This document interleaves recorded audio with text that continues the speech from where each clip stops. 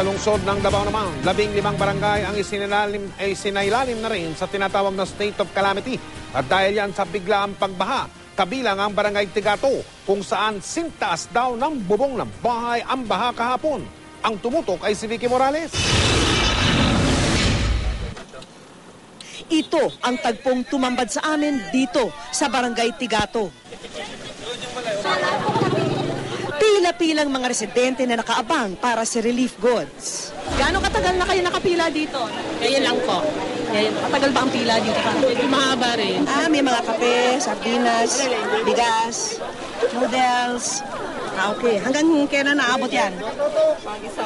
Isang araw.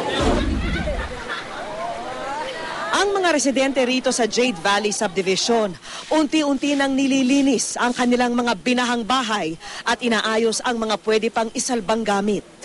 Yung rep ko natumba, yung appliances ko, yung TV, Benenta, yung sounds ko, yung home theater, microwave, 600 pesos. Lahat. Nandito po tayo ngayon sa Jade Valley Subdivision. Ito po yung pinaka-naapektuhan sa walang tigil na pagulan dito po sa Davao City. 100% devastated talaga. Pati yung kotse nandun, nakabubog.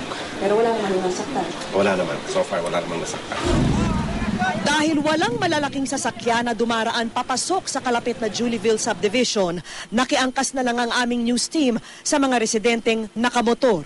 Ito dati hanggang malapas tao? Pinaka-worst talaga.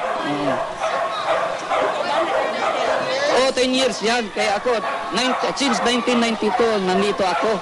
So, alam namin yan.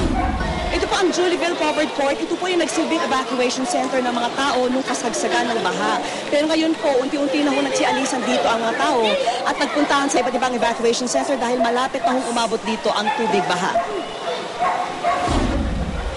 Sa kabila ng mga nawasak na ari-arian, matindi ang pasasalamat ng mga residente na hindi buhay ang kinuha sa kanila ng matinding baha. Vicky Morales, Nakatutok, 24 Oras.